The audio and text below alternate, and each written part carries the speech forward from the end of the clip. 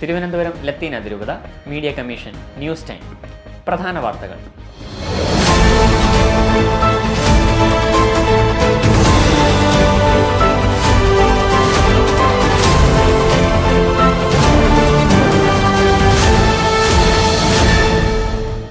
വേനലവധിക്കാലം ഉല്ലാസഭരിതമാക്കാനും ഭാവി ജീവിതത്തെക്കുറിച്ച് ഉൾക്കാഴ്ച നൽകാനും സഹായിക്കുന്ന ജീവിത ദർശന ക്യാമ്പ് ഒരുക്കി സാമൂഹ്യ ശുശ്രൂഷ വലിയതുറ ഫെറോന.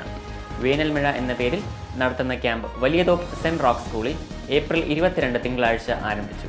സാമൂഹ്യ ശുശ്രൂഷ വലിയതുറ ഫെറോന വേനൽമഴ എന്ന പേരിൽ നടത്തുന്ന ക്യാമ്പ് അതിരൂപത സാമൂഹ്യ ശുശ്രൂഷ director father Ashlin Jose camp ഉദ്ഘാടനം ചെയ്തു.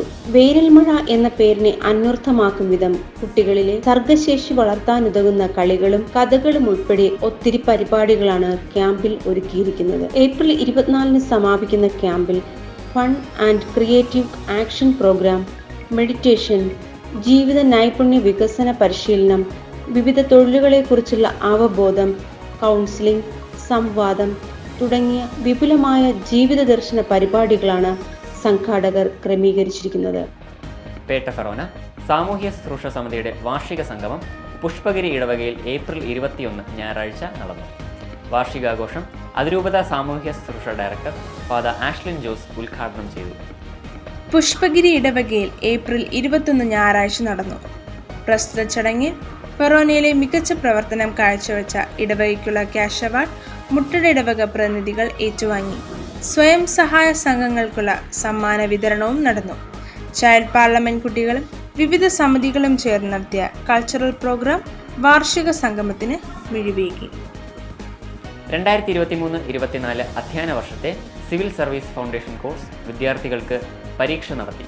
അതിരൂപതയിലെ 8 ഫെറോനകളിൽ നിന്നും 8 മുതൽ 12ാം ക്ലാസ് വരെയുള്ള 74 വിദ്യാർത്ഥികൾ ഒരു വർഷം നീണ്ടുനിന്ന ഫൗണ്ടേഷൻ കോഴ്സിൽ ഓഫ്ലൈൻ, ഓൺലൈൻ ക്ലാസുകളിലൂടെ പരിശീലനം നേടി. ഈ വിദ്യാർത്ഥികൾക്കാണ് ഏപ്രിൽ 20 ശനിയാഴ്ച രാവിലെ 10 മണിക്ക് വെള്ളയമ്പലം ആനിമേഷൻ സെന്ററിൽ വെച്ച് പരീക്ഷ നടത്തിയത്. ചരിത്രം, ഭൂമിശാസ്ത്രം, സാമ്പത്തിക ശാസ്ത്രം, പൊളിറ്റിക്കൽ സയൻസ് എന്നീ വിഷയങ്ങളെ ആസ്പദമാക്കി നടന്ന പരീക്ഷയിൽ 43 കുട്ടികൾ പങ്കെടുത്തു. കേരള കാത്തലിക് ടീച്ചേഴ്സ് ഗിൽഡ് സംസ്ഥാന നേതൃത്വ ക്യാമ്പ് തിരുവനന്തപുരം കോവളം റിന്യൂവൽ സെന്ററിൽ ആരംഭിച്ചു. തിരുവനന്തപുരം അതിരൂപത archbishop doctor Thomas J Netto camp ഉദ്ഘാടനം ചെയ്തു. വെളിച്ചമുള്ള അധ്യാപകർക്ക് സമൂഹത്തിൽ ഉണർവ് സൃഷ്ടിക്കാൻ കഴിയും. സാമൂഹിക വികസനം വിദ്യാഭ്യാസത്തിലൂടെയാണ് ലഭ്യമാകുന്നത്.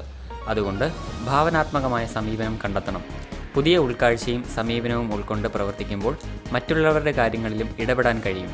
അങ്ങനെ സമൂഹത്തിൽ നന്മകൾ വളർത്താൻ അധ്യാപകർക്ക് സാധിക്കുമെന്ന് തൻ്റെ ഉദ്ഘാടന പ്രസംഗത്തിൽ ആർച്ച് ബിഷപ്പ് പറഞ്ഞു. KCBC വിദ്യാഭ്യാസ commission chairman doctor Joshua Mar Ignatios മുഖ്യപ്രഭാഷണം നടത്തി.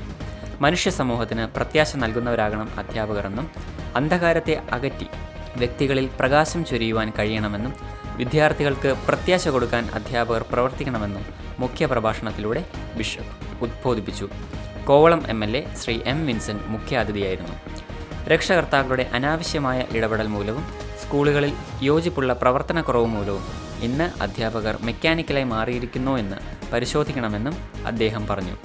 സംസ്ഥാന പ്രസിഡന്റ് ബിജു ഓളാട്ടുപുറം അധ്യക്ഷത വഹിച്ചു.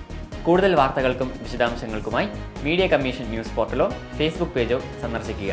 അടുത്ത ന്യൂസ് ബുള്ളറ്റിനിൽ വീണ്ടും കാണുന്നതുവരെ നന്ദി.